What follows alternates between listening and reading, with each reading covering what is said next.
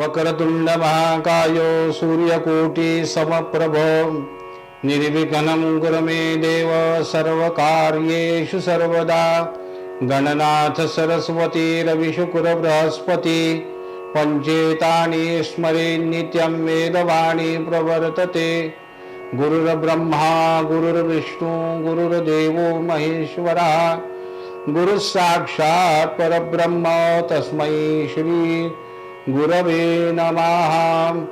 कृष्णाय वासुदेवाय हरये परमात्मने प्रणतक्लेशनाशाय गोविंदाय नमो नमः।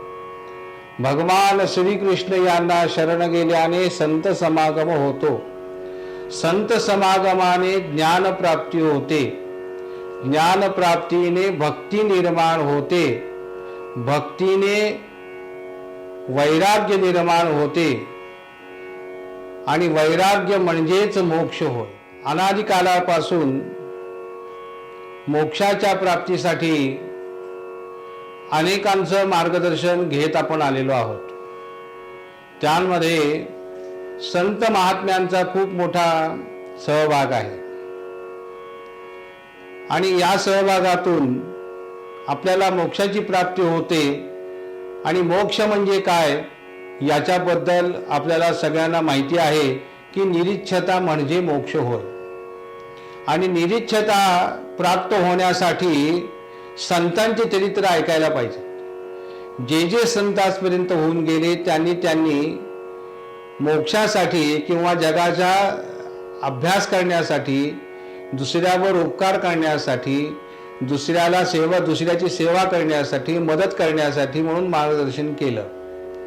आणि त्याच्यातून जो आनंद मिळतो तो आनंद मोक्षाला कारक असा होतो, म्हणजेच मोक्ष होय। आपल्या हिंदू धर्मामध्ये स्वर्ग आणि नरकांची कल्पना केलेली आहे। त्या कल्पना आहेत। स्वर्ग म्हणजे तिथे सगळं सुख आहे आणि नरक म्हणजे यातना भोगावे लागतात, ही कल्पना आहे फक्त। पण ती कल्पना आपण जीवनात उतरवली तर सर्व सुखासाठी आपल्या हातून पाप कर्म होणार नाही। पापकर्म म्हणजे काय तर दुसऱ्याला त्रास देणं होणार नाही, आपल्याला दुसऱ्याचं नुकसान करायची इच्छा निर्माण होणार नाही।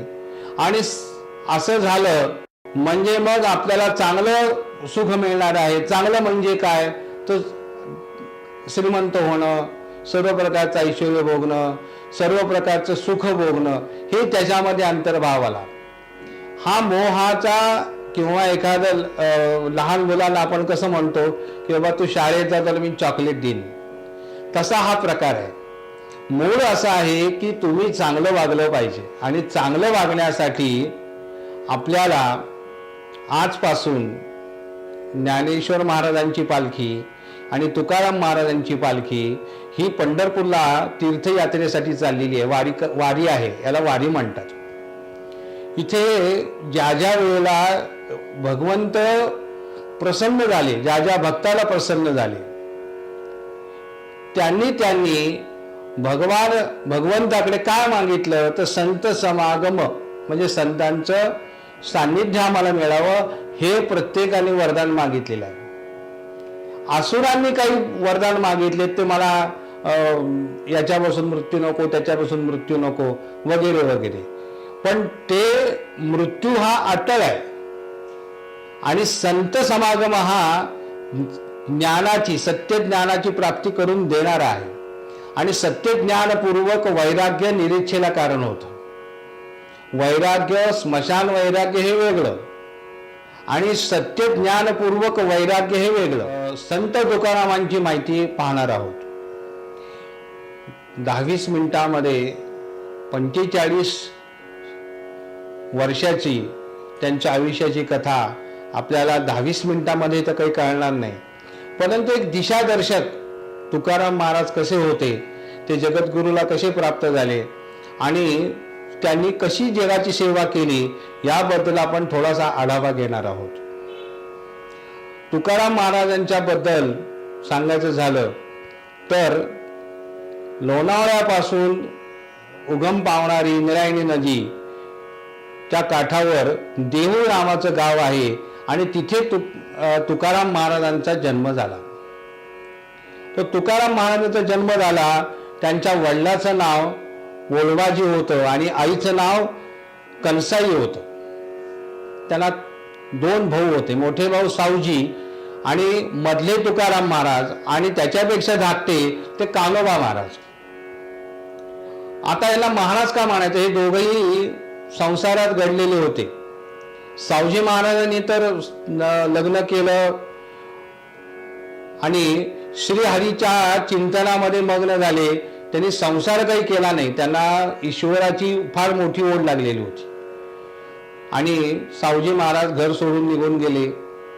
त्याच्यानंतर तुकाराम महाराजांवर ही सगळी जबाबदारी पडली आणि तुकाराम महाराजांनी वडिलांच्या साहाय्याने सर्व प्रकारचं व्यापार केला. त्याच्यामध्ये व्यापार करत असताना बऱ्याच वेळेला त्यांना दया यायची आणि ती दया अशी असायची की बाबा कोणी उधार मागितलं तरी उधारी द्यायची, उधारी मागायचे नाहीत. हा त्यांच्यातला हा नैसर्गिक गुण होता. व्यापारी माणसाला असं वागून चालणार नाही, तरी पण ते तसं वागत होते. का तर मूळच त्यांचा पिंड असा होता की जगावर उपकार करणं, आपल्याजवळ आहे ते दुसऱ्याला देणं आणि दुसऱ्याचं सुख पाहणं आणि त्याच्यात आपण आनंद भोगणं हा त्यांचा स्थायी भाव होता, हा त्यांचा विचार होता, ही त्यांची जगण्याची वृत्ती होती. पण त्याच्यानंतर मग मोठी वहिनी वारली, त्यांच्यावर जबाबदारी वाढली. नंतर वडिलांचं निधन झालं. नंतर त्यांच्या पहिली पत्नी, त्यांची 2 लग्न झालेली, एक रुक्माई आणि एक जिजाई, ह्या 2 त्यांच्या बायका. पहिल्या बायकोचं निधन झालं, ते आजारी होत्या दम्याने, ते निधन झालं. नंतर दुसऱ्या बायकोशी संसार केला, त्यांना मुलं झाली. परंतु याच्यामध्ये ह्या सगळ्या कालावधीत त्यांना व्यापारात नुकसान आलं. मग सासऱ्याकडून काही मदत घेऊन त्यांनी फिरतीचा धंदा सुरू केला, त्याच्यामध्ये सुद्धा नुकसान आली. ती नुकसान भरपाई करण्यासाठी म्हणून गावातल्या सावकारांकडनं कर्ज घेतलं, परंतु यांचा काही व्यापार चालला नाही. का चालला नाही? तर कोणी उधार मागितलं तर त्याला उधार द्यायचं, पण त्याच्याकडून पहिली उधारी मागायची नाही. हा त्यांचा शिरस्ता असल्यामुळे सगळ्या प्रकारच्या 4ही बाजूनी नुकसानीत आले. त्याच्यात दुष्काळ पडला. दुष्काळ पडल्यानंतर त्यांनी मंगळवेढ्याचे दामाजी पंत त्यांचं उदाहरण डोळ्यासमोर ठेवून आपल्याकडे जो भांडार होता, जो आपल्या प्रपंचाला लागणारा सगळा साठा होता, ज्वारी गहू वगैरे जे काही धान्य होतं ते सगळं धान्य लुटलं, अक्षरशः लुटलं. आणि त्याच्यामुळे काय झालं की घरातल्या लोकांना अन्न खायला राहिलं नाही. याच्यात भर अशी पडली की काही घालवटी सावकारी परंपरा असल्यामुळे त्यांच्याकडे कुणाची शेती होती, कुणाचे दागिने होते, कुणाचे अलंकार होते, कुणाचं काही काही जे काही होतं घरदार होते, ते सगळं परत करण्याची त्यांची विचारधारा मनात आली. परंतु धाकट्या भावाने त्याला विरोध केला आणि ते काय म्हणाले की दादा तुला करायचं असेल तर तू कर, परंतु माझ्या हिश्श्याचं मला दे. मग त्यांनी काय केलं की आपले धाकटे बंधू कान्होबाला असे 2 गठ्ठे केले. बघितले नाही, वाचले नाही, काही नाही. 2 गठ्ठे तयार केले. म्हणाले कान्होबा तू एक गठ्ठा उचल. आणि ते कान्होबाने एक गठ्ठा उचलला आणि उरलेलं तुकाराम महाराजांनी सगळ्या गावातल्या लोकांना बोलवून ते सगळे त्यांचे घाणवटीचे कागद देऊन टाकले आणि फाडायला सांगितले की आज तुम्ही कर्जमुक्त झालात. त्याच्या पाठीमाग शास्त्र आहे. कर्जमुक्त आपल्याला होता येत नाही, दुसऱ्याला करता येतं. आणि दुसऱ्याला करता येतं जर तो कर्जमुक्त आपण पैसे दिलेले आहेत त्याला, जर त्यांनी आपल्याला दिले नाहीत परत, तर त्याच्या वसुलीसाठी पुनर्जन्म घ्यावा लागतो. म्हणून तुकाराम महाराजांची ही दूरदृष्टी होती. त्यांनी कर्जमुक्त लोकांना केलं नाही तर स्वतःला दुसरा जन्म नको, मोक्ष पाहिजे, म्हणून ही तयारी त्यांची होती. आणि त्या पद्धतीने सगळं देणं त्यांचं दिलं आणि ते मोक्षाला प्राप्त होण्याचा एक मार्ग त्यांनी निर्माण केला की आपल्याला आता जायचं कुठे, दिशा निर्माण केली. कसं असतं की जीवनामध्ये एक दिशा आपल्याला नक्की करावी लागते की कुठं जायचं आहे. तसं तुकाराम महाराजांनी दिशा निश्चित केली की आपल्याला मोक्षाला जायचं आहे, आपल्याला जगाची सेवा करायची. आणि या सेवेतून त्यांनी ते सगळं जे घरातलं घाणवटीचं होतं ते सगळं दिलं. उपजीविकेला काही साधन राहिलं नाही. लोक म्हणाले की हे वेडा आहे, याला खायला आणलं नाही, याने याच्याकडे हे पैसे वसूल केले असते तर याची मुलं बाळं खाल्ली असते, याची बायको खाल्ली असती, पण लोकांनी काही मदत केली, भावाने काही मदत केली, प्रपंचाला आणखीन थोडीशी उभारी आली. आणि उभारी आल्यानंतर परत अशी परिस्थिती झाली की त्यांना आता संसारात लक्ष लागेना. म्हणून इंद्रायणी काठीच्या समोरच्या बाजूला जे डोंगर आहे, डोंगरावर त्या पर्वतावर जाऊन तिथे ध्यानस्थ बसू लागले. आणि ती किती वेळ, एकदा तर त्यांची 15 दिवस समाधी लागली. आणि त्या समाधीच्या कालावधीत त्यांचा धाकटा भाऊ कान्होबा हा त्यांना शोधायला गेला.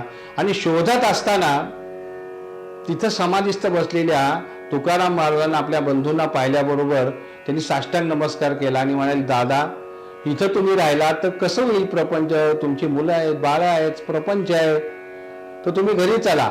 ती काही घरी यायला तयार होईनात. मग त्यांना खूप महत् प्रयासाने घरी आणलं. घरी आणल्यानंतर परत पण त्यांचा एक ओढा निर्माण झाला. मग त्यांनी अभंग लिहायला सुरुवात केली. कसं असतं की मनात जे येतं, जे चिंतत असतं त्याचं लिखाण करणं ही अनादी कालापासूनची परंपरा आहे. त्या परंपरेला अनुसरून देवाचे अभंग लिहायला त्यांनी सुरुवात केली. आणि सुरुवात केल्यानंतर आता अजून त्या ओढा निर्माण झाला. बरं, यांच्या घराण्यामध्ये जन्म जो झाला, 24 वर्षे यांच्या घराण्यामध्ये रुक्मिणी पांडुरंगाची पंढरपूरला जाण्याची वारीची परंपरा, आणि त्या परंपरेतून यांचा जन्म झालेला. इतकंच नव्हे तर यांची 7 पिढ्या पांडुरंगाचं भजन करणं, कीर्तन करणं आणि वारीला जाणं ही त्यांची परंपरा. या परंपरेला अनुसरून त्यांनी वारी सुरू केली. प्रपंच, लिखाण, वारी हे करत असताना त्यांना गुरु असावा असं वाटू लागलं. आणि मोक्षाचा मार्ग समजून घ्यायचा असेल तर तुम्हाला उत्तम गुरु पाहिजे. मग गुरु शोधण्यासाठी त्यांनी वेळ घालवला नाही. ते म्हणाले, माझी पांडुरंगावर श्रद्धा आहे, मला योग्य गुरु इथंच भेटतील, देहूमध्येच भेटतील. आणि पांडुरंगाचा नित्य धावा सुरू केला. आणि ते धावा सुरू केल्यानंतर एक दिवस असं झालं की त्यांच्या स्वप्नामध्ये बाबाजी महाराज आले.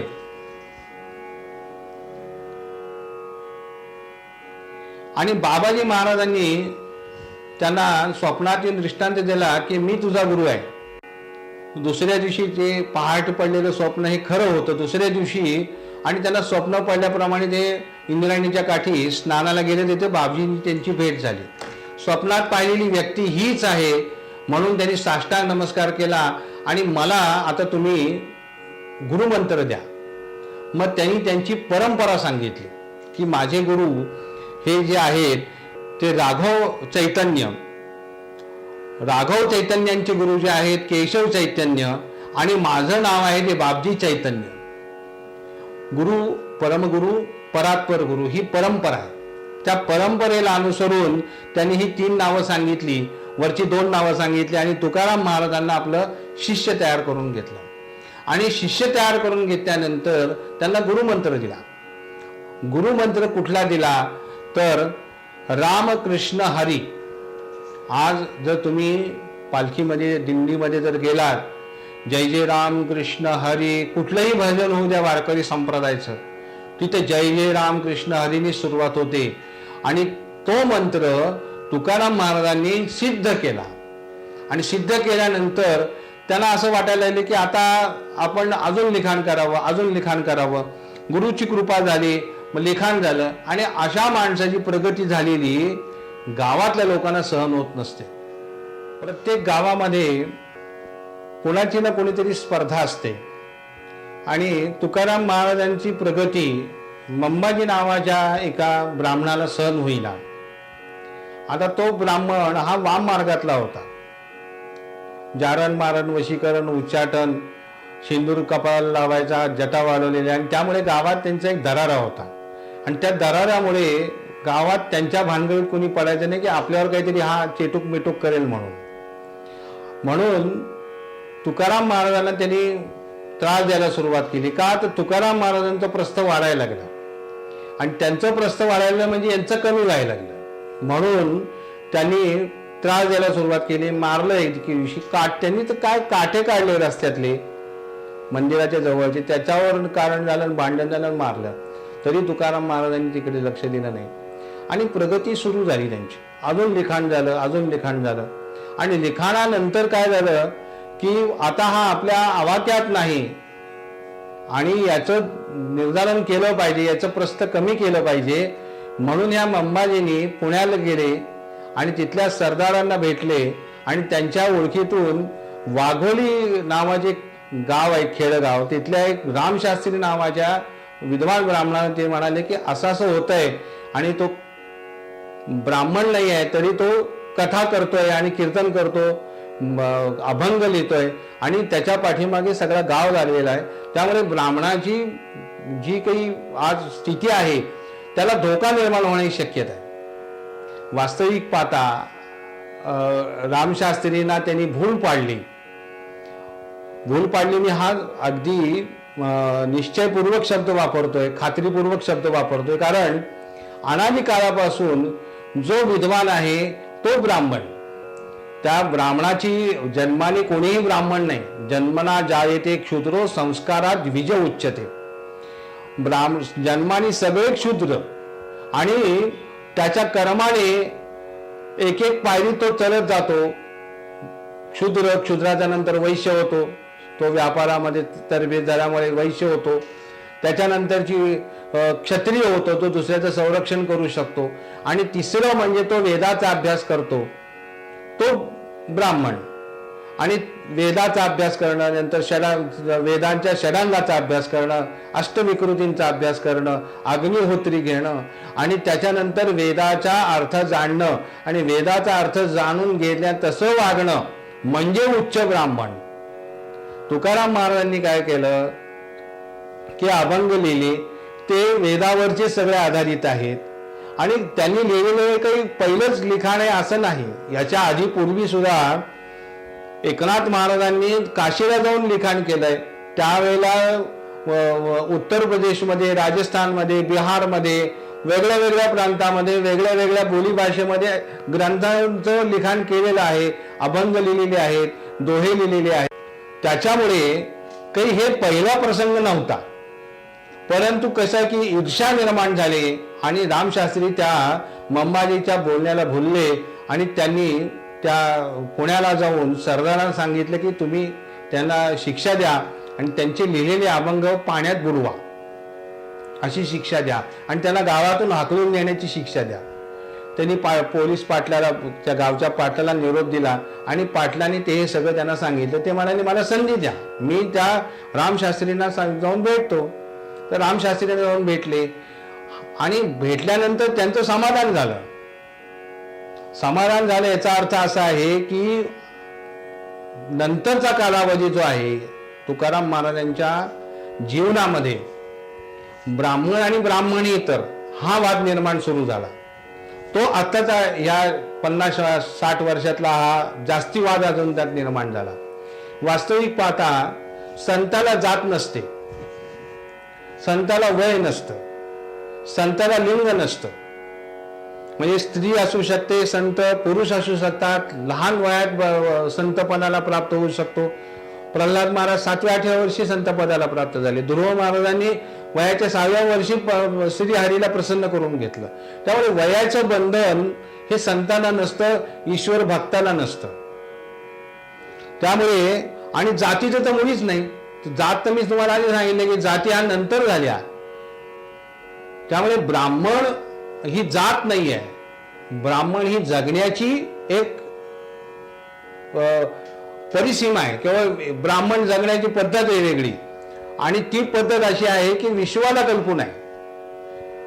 आपण जे जगतो ते आपल्या सुखासाठी जगतो.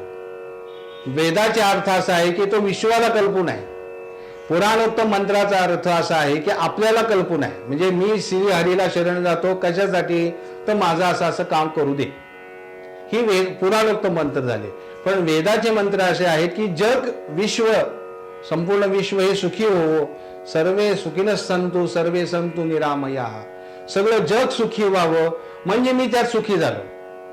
ही कल्पना ही ब्राह्मण पद्धतीची जगण्याची कल्पना आहे आणि ती कल्पना, ते वास्तव, तशी जगण्याची पद्धत संत तुकाराम महाराजांच्या जीवनात होती. त्यांनी ती उतरवलेली होती. नव्हे त्याच्यासाठीच ते जन्माला आले होते.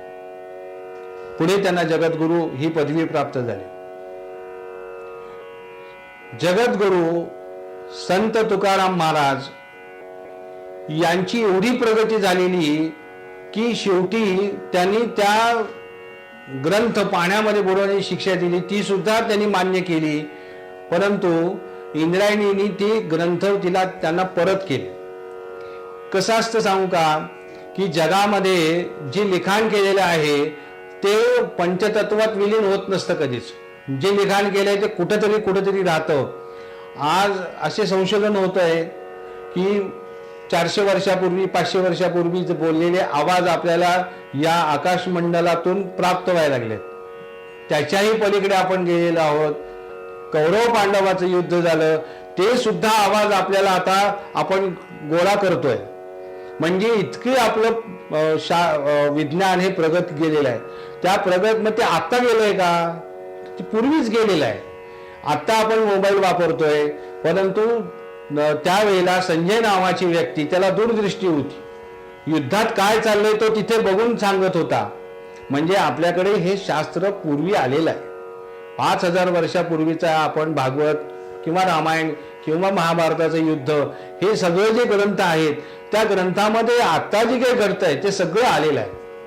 त्यामुळे आपण प्रत्यक्ष त्याचा अर्थ घ्यायचा नाही. आता प्रत्यक्ष अर्थ कसा असतो की 1000 वर्षापूर्वी आपण असं म्हणतो, तसं तो अर्थ घ्यायचा नाहीये. किंवा आपण म्हणतो ना की जगामध्ये तिथे किती लोक होते, हजारो लोक होते. आपण संख्या गणती करत नसतो.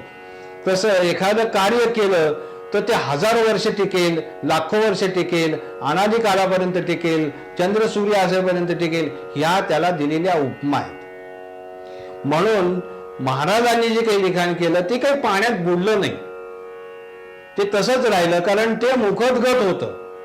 आत्ता आपल्याला ग्रंथ लिखाण पद्धतीने मिळत आहेत. पूर्वी काय परंपरा होती, गुरुनी शिष्याला शिकवायचं, ते मुखोद्गत करायचं आणि मुखोद्गत केलेलं त्यांनी त्याच्या शिष्याला शिकवायचं. शिष्याई तशिष्याई असा हा परंपरा आता अनादिकाळापासून चालत आलेली आहे. आत्ता हे लिखाण केलेलं आहे. आपल्याला आत्ता वाटतं की लिखाण करून ठेवलेलं आणि त्या वह्या बुडवल्या किंवा ते ग्रंथ बुडवले, असं काहीही झालेलं नाही. आणि एखाद्या ब्राह्मणाचा वाद असला म्हणजे तुकाराम महाराजांबद्दल जगातल्या सगळ्या ब्राह्मणांचा वाद होता, हा असं म्हणणं हे अयोग्य आहे. ब्राह्मण अनादी कालापासून, म्हणजे श्रीमद भागवतामध्ये कथा सुरुवात होते शौनक ऋषी आणि सूत यांच्या संवादातून. शौनक ऋषी हे वयाचे 80 वर्षापेक्षा मोठे होते आणि त्यांनी वयाने लहान असलेल्या सूतांचं स्वागत केलं, त्यांना उच्चासनावर बसवलं आणि ते म्हणाले की तुम्ही व्यासांचे शिष्य आहात आणि तुम्हाला आम्ही विनंती करतो की तुम्ही आम्हाला या यज्ञाच्या उत्तरांगात, म्हणजे सकाळी पूर्व पक्ष सकाळी यज्ञ व्हायचा, दुपारी जेवण व्हायचं आणि संध्याकाळच्या वेळेला हरिकथा व्हायचा, तर हरिकथा सांगण्याचा मान सूतांना दिला होता. सूत हे ब्राह्मण नाहीत आणि सूतांच्या मुखातून संपूर्ण भागवत काय 18 पुराण, मुख्य महापुराण म्हणतात, उपपुराण आणि उपपुराण हे सूत आणि शौनकांच्या मुखातूनच ऐकलेले आहेत. एवढंच नव्हे, भगवान श्रीकृष्णाचे परममित्र जे पांडवांच्या घराण्यामध्ये विदुर काका म्हणून होते, कौरव पांडवांच्या घराण्यामध्ये विदुर काका, ते दासीपुत्र, त्या दासीपुत्रांवर जास्ती प्रेम श्रीकृष्णाचं होतं. का होतं, तर ते गरीब होते म्हणून नाही, ते नातेवाईक होते म्हणून नाही, तर ते विद्वान होते. आज विदुर नीती म्हणून जगातली सर्वश्रेष्ठ नीती आहे. म्हणजे श्रीकृष्णाची नीती पण आहे, कृष्ण नीती आहे, तशी कणिक नीती आहे, तशी ही एक आणखीन एक सुंदर नीती म्हणजे विदुर नीती आहे. ती विदुर नीती श्रीकृष्णापेक्षा श्रेष्ठ आहे.